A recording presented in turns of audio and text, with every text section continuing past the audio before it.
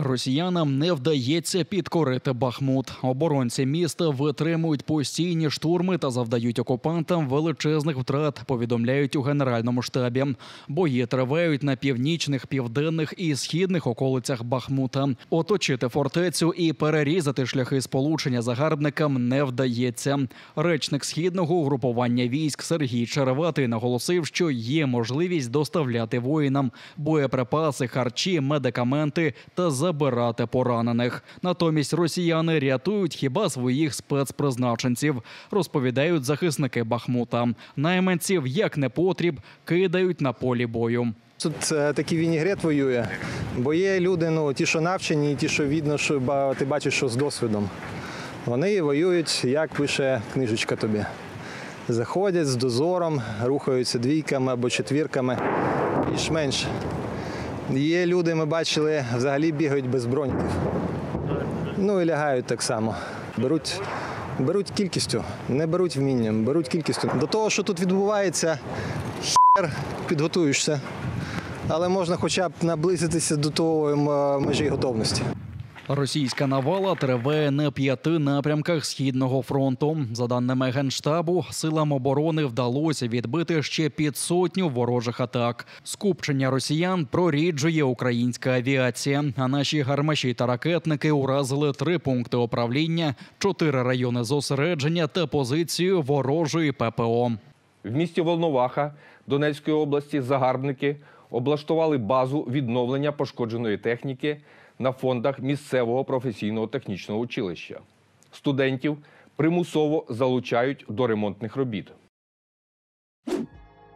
Колони російських військових пересувають біля Нової Каховки та Армянська. Таким чином окупаційні командири хочуть спантеличити українських військових, вважають у Генеральному штабі. Самі ж окупаційні військові такими маневрами невдоволені, здебільшого через брак палива та абсурдність таких пересувань.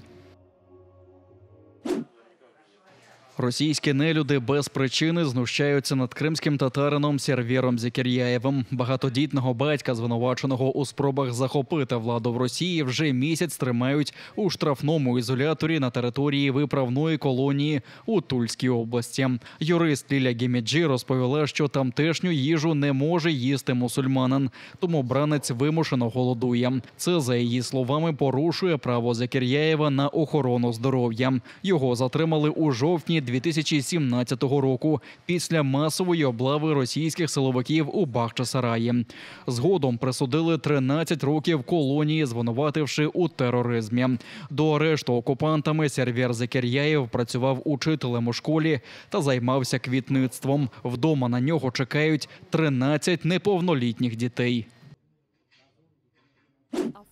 Крим залишається єдиним шляхом виїзду з окупованих районів Херсонщини. Про це розповів перший заступник голови Херсонської облради Юрій Соболевський. Попри фільтрацію та ретельні перевірки росіян, жителі лівобережжя Херсонщини прагнуть залишити окуповану територію. Передусім, щоб вберегти дітей від юнармії, а себе від сваволі загарбників, каже Соболевський. Через Крим і Росію люди їдуть до інших країн або повертаються до України. Щоправда, рятуються і деякі колаборанти, які шукають ліпшої долі в Росії, але і там зрадників зневажають.